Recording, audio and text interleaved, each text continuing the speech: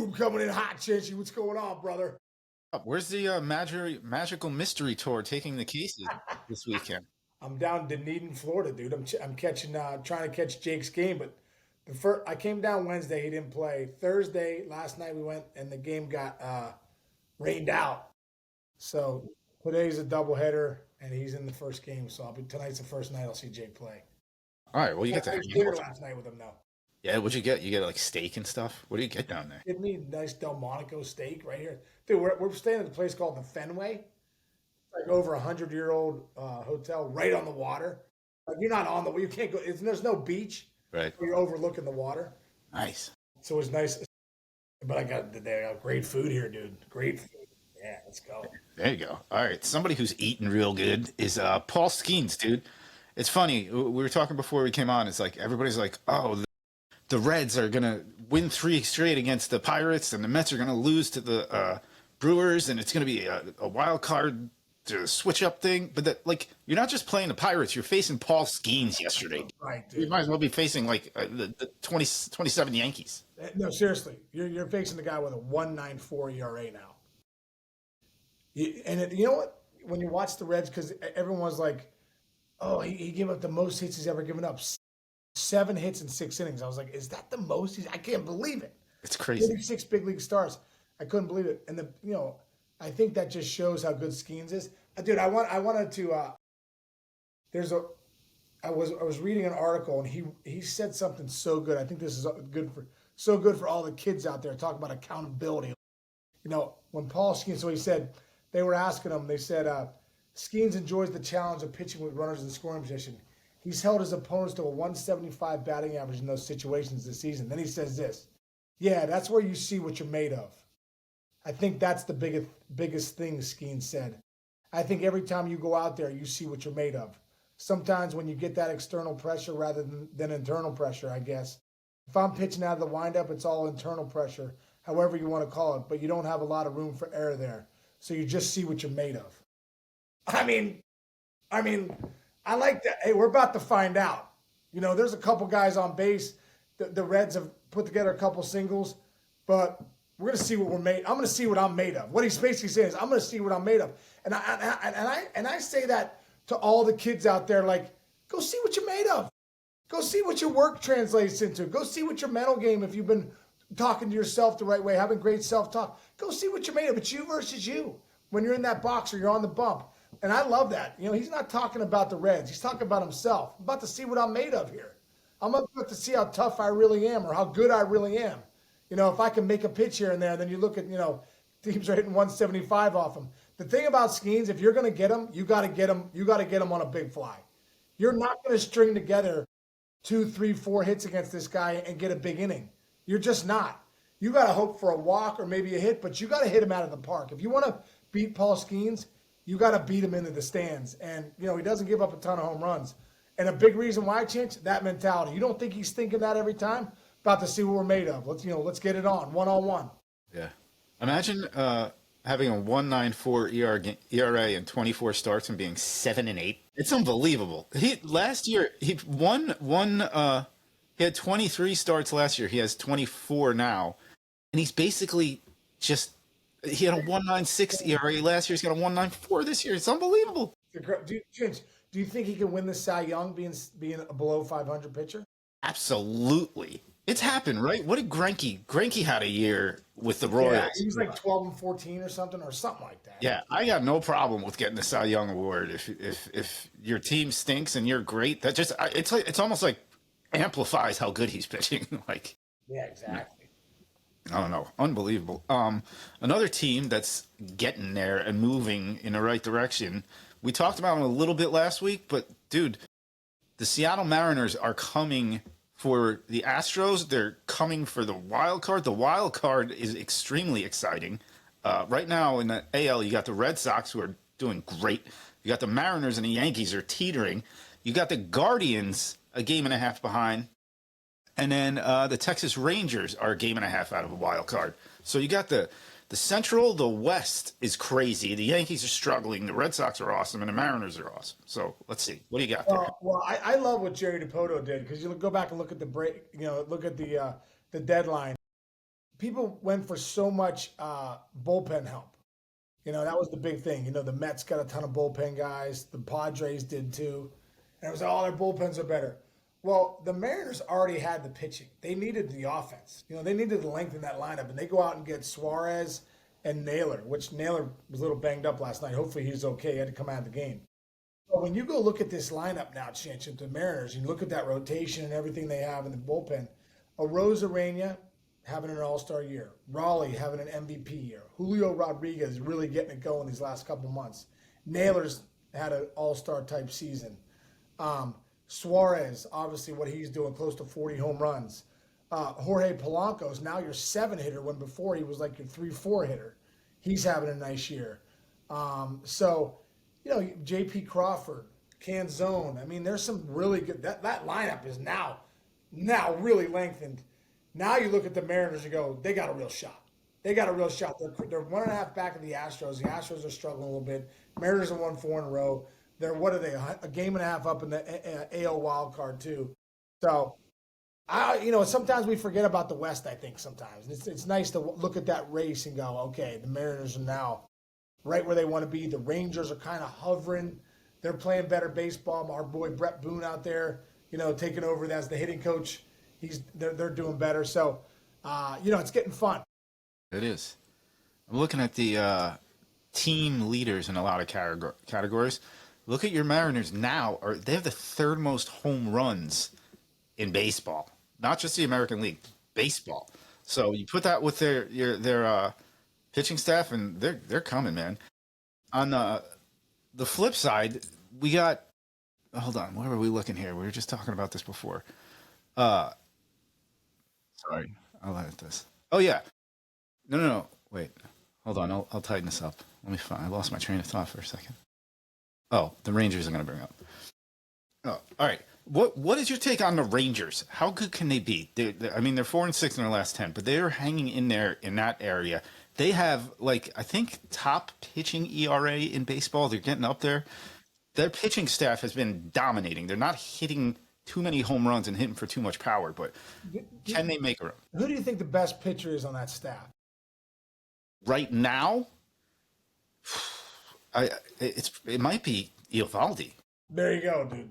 Eovaldi's 4 innings away from qualifying for the in the ERA leaders. He has a 1.38 ERA, dude. Yes. 1.38. He threw 8 shutout innings the other day against the Yankees. I mean, we think so much to Grom. Jack Leiter's having a nice year. That rotation's setting up well. But Eovaldi might be the best pitcher in baseball, dude. I'm not kidding. Obviously, we have Skenes, what he's done, everything like that. But Eovaldi missed a little bit early on because of an injury, only a few starts. Like I said, he's about 4 innings away from qualifying. It's a 1.38. You're right. 1.38. You know what's awesome about him? When he was coming up, he had that, he was like the 100 mile per hour. He had all the power pitching, but it wasn't translating because I think, again, there's some pitchers have to learn how to be pitchers. Yeah. They could have all the stuff in the world, and they have to learn how to pitch, and they're doing that, which is pretty. He's doing that. I mean, he's become, think about what he did in one of the greatest postseason games in the history of baseball for a pitcher. And now, 2018, right, with the Red Sox. Yeah, and how old is he right now? Hold on, I'll pull it up. He's like 34.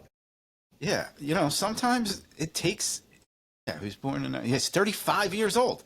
And he's better now than he ever has been, Yeah. And again, he's been putting it together the last few years. He's become one of the games, he could beat he could beat anybody at any time. He could go up against your number 1, and you could be like, well, we got Nate Eovaldi on the mound. So. Right now, it's so true, man. So true. It's impressive. I had no idea. I literally, to tell you the truth, I really didn't know he had a 1.38 ERA. Yeah, it's unbelievable. I just didn't realize it because, when you think of the Rangers, you're thinking DeGrom's back. Mm-hmm. They're really getting after it, but now I'm like, yeah, and actually, 2 of the best pitchers in baseball on that staff. Yes, exactly. That's what I'm saying. You put them in a short postseason matchup, and you're in trouble. You're not going to want to match up against the Rangers because they still have the guys on the offense who can. They're a good team. They're a good team. Dude. You're right, Chinch. They're a scary team. They've been hovering all year below 500. They're starting to make a run. They've scuffled a little bit lately. But there could be another run in them too, where they get right back in this thing. Yeah, and I always go back. Their front office, they have guys who were like smart, hard-nosed baseball players in their front office. They got young.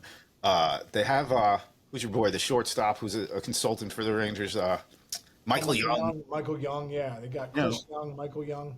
yeah, it's you surround yourself with guys who've done it before, right? Well, like you were a hitting coach. People probably looked at you a little bit different when you were like, "This is how I did it." You don't have to do it my way. But there's something to be said as a major league baseball player to be like, at least this guy knows what I'm going through right now. At least this guy's been through what I've been through, right? I think it matters. It matters when you're having those conversations, because the conversations aren't necessarily what am I doing, like what am I doing technique wise. You know, this game gets mental quickly, and the biggest thing when it gets mental, when you struggle, you start to get passive. When you get passive, you get in trouble. So like when you struggle, you gotta keep saying, hey man, keep charging, keep charging. Stay aggressive. That's the biggest thing. Yeah. One other thing that's just really fun, and this happens, once every few years, something crazy where a matchup happens. You are getting Kershaw versus Scherzer. Two 3,000K club members are facing off as like the old men in the league when, these were arguably the two best pitchers for a stretch. And now they're facing off again in the twilights of their career, and it's pretty freaking cool. I saw a clip, 2008 Vin Scully clip.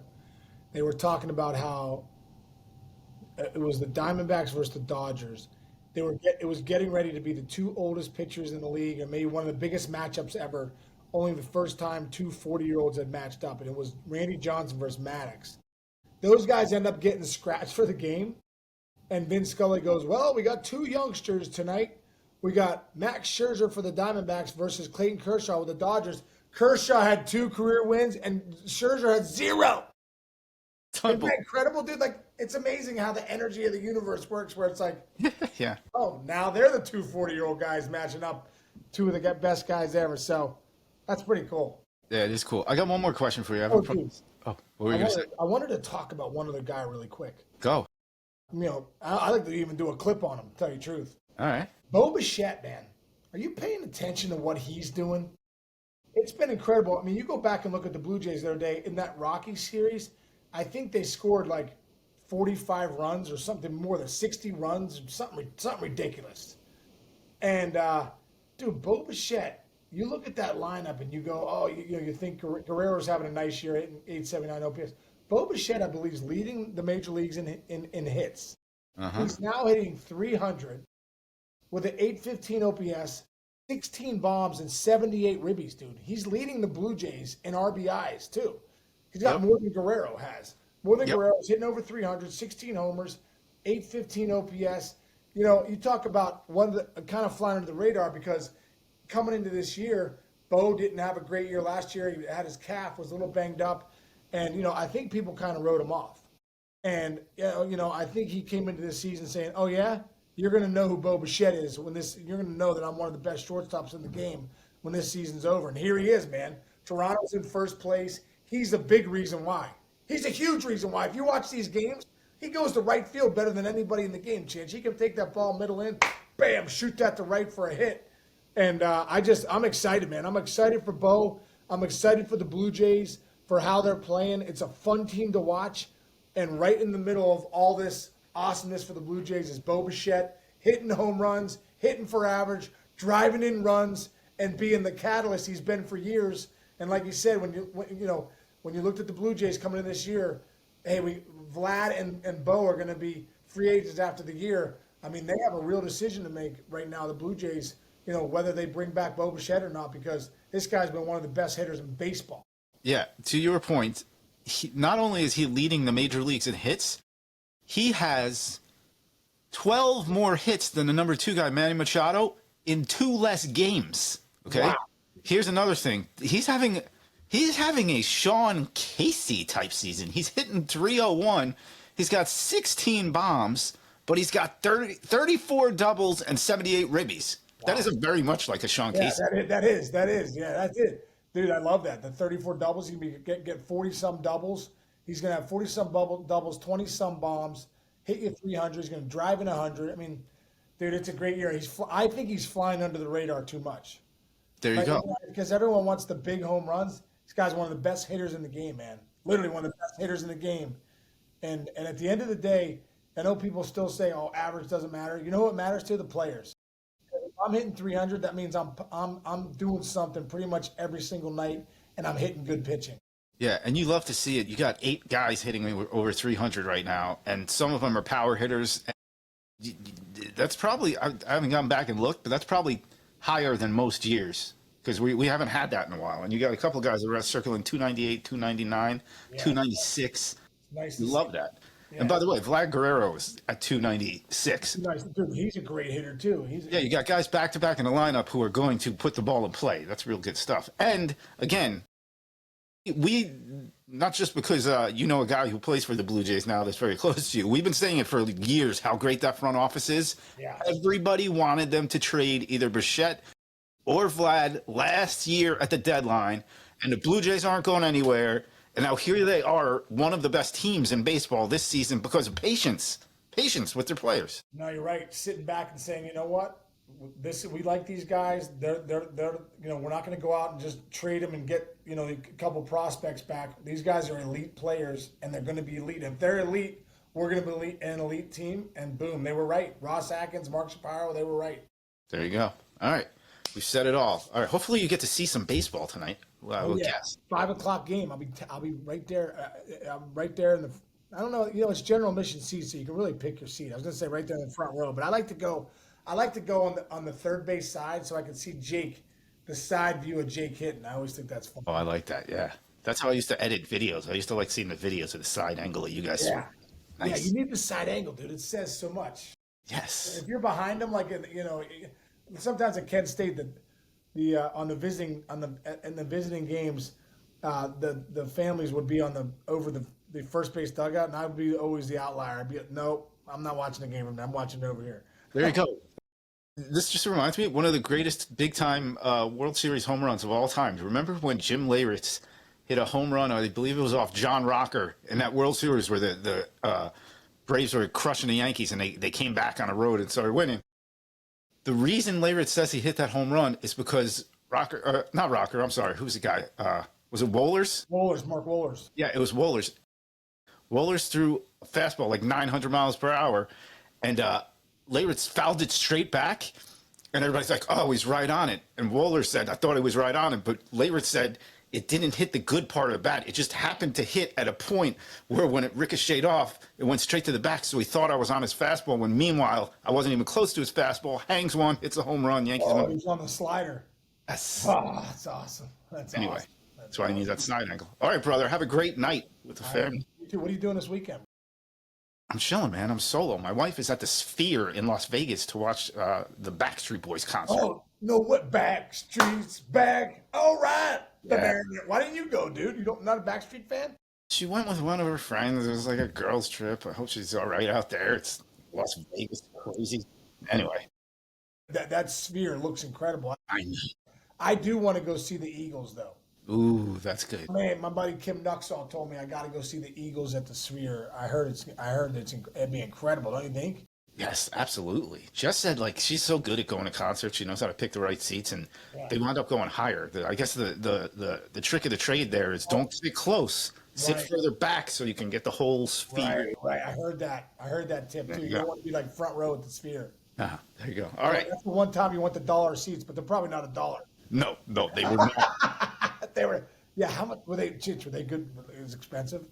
Yes, it's expensive, and there are other parts of that place that are ridiculously expensive. Plus, it's a Backstreet Boys concert. Dude, how excited are the Backstreet Boys? I thought they were kind of old news, and now that Vegas called them, how about the Sphere? Dude, they're there. How about this? The New Kids on the Block have a Las Vegas residency. What? Yes, the New Kids. Donnie Wahlberg? Donnie Wahlberg is making more money now than Marky Mark ever did in anything, dude. He's got that. He's got his spin-off Blue Blood show that's going to be in Boston. He was at Fenway. He was on IT with I saw that. He was on IT, yeah. Dude, you know what? I'm serious because of my daughter Jillian. They're on TikTok and stuff. You know what's bringing back these guys? TikTok. Absolutely. TikTok songs. Be like, oh, Dad, you ever heard this song? I was like, yeah, it's like 1980, Oh my 1990. God. Like, yeah, this is the #1 TikTok song, and people are loving. I go, no wonder these guys are coming back. Yeah. He's coming back because of TikTok. It's amazing. Yeah, there's people who have songs like from like the 50s and 60s that keep hitting #1 on the charts because they become like a TikTok trend. Good for them.